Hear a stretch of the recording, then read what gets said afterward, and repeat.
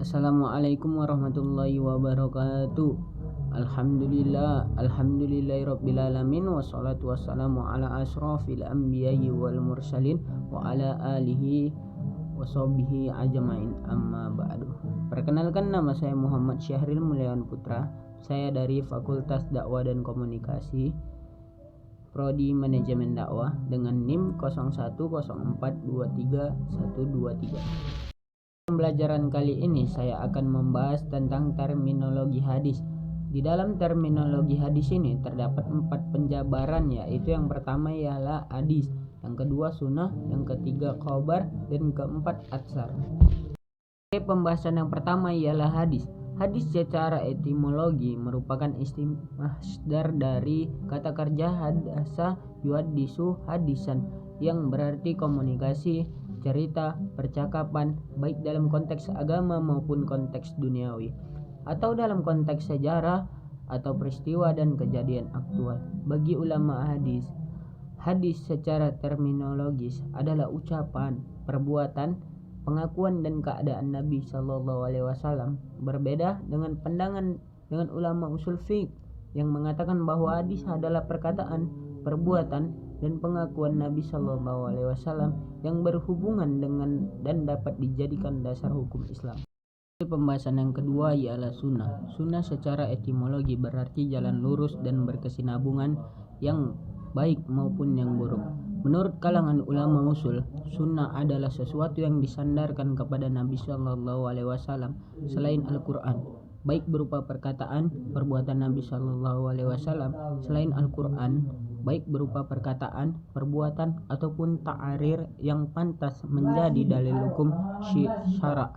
Sedangkan menurut fuqaha, sunnah adalah hal-hal yang berasal dari Nabi Shallallahu Alaihi Wasallam, tetapi hal itu tidak fardu dan tidak wajib. Menurut kalangan ulama usul, sunnah adalah sesuatu yang disandarkan kepada Nabi Shallallahu Alaihi Wasallam selain Al-Quran, baik berupa perkataan, perbuatan Nabi Shallallahu Alaihi Wasallam selain Al-Quran, baik berupa perkataan, perbuatan, ataupun ta'arir yang pantas menjadi dalil hukum syara'. Sedangkan menurut fuqaha, sunnah adalah hal-hal yang berasal dari Nabi Shallallahu Alaihi Wasallam, tetapi hal itu tidak fardu dan tidak wajib. Oke, pembahasan yang ketiga ialah khobar. Khobar menurut bahasa berarti an-naba, yaitu berita. Sedangkan menurut istilah terdapat 3 pendapat, yaitu yang pertama ialah khobar adalah sinonim dari hadis, yaitu sesuatu yang disandarkan kepada Nabi Shallallahu Alaihi Wasallam dari segi perkataan, perbuatan, ta'arir, dan sifat. Yang kedua yaitu khobar berbeda dengan hadis. Hadis adalah sesuatu yang berasal dari Nabi, sedangkan khobar adalah berita yang datang dari selain Nabi. Atas dasar dengan muhaddisin, sedangkan mereka yang berkecimpung dalam kegiatan sejarah dan sejenis yang disebut akhbarir. Yang ketiga, khobar lebih umum dari hadis. Hadis adalah sesuatu yang berasal dari Nabi, sedangkan khobar adalah sesuatu yang datang dari Nabi atau dari selain Nabi, yaitu orang lain. Pendapat ini seorang ahli hadis atau ahli sunnah mengatakannya. Sedangkan menurut tinjauan istilah sebagaimana dikemukakan oleh Ibnu Hajar Asqalani, khobar adalah hadis-hadis yang termasuk marfu', mauquf, dan ma'atu. Hanya fuqaha Khurasan yang sedikit membedakan khobar dan ashar. Menurut mereka, khobar hanya mauquf, sedangkan ashar berarti hanya termasuk hadis maqtu'. Pembahasan yang selanjutnya ialah atsar. Atsar secara etimologi berarti baqiat al-syai', yaitu sisa atau peninggalan sesuatu.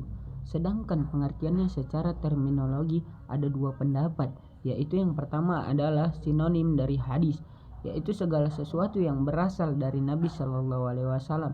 Dan yang kedua yaitu adalah atsar, berbeda dengan hadis, yaitu sesuatu yang disandarkan kepada sahabat dan tabi'in, yang terdiri atas perkataan dan perbuatan. Jumhur ulama cenderung menggunakan istilah khobar dan asar untuk segala sesuatu yang disandarkan kepada Nabi Shallallahu Alaihi Wasallam, dan demikian juga kepada sahabat dan tabi'in.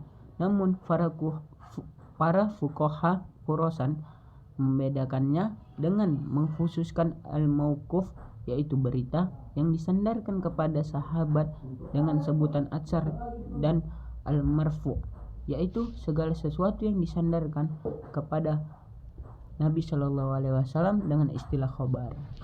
Oke, mungkin cukup sekian yang dapat saya sampaikan dalam pembahasan kali ini. Lebih dan kurangnya saya mohon maaf, kepada Allah saya mohon ampun. Wabillahi taufiq wal hidayah. Assalamualaikum warahmatullahi wabarakatuh.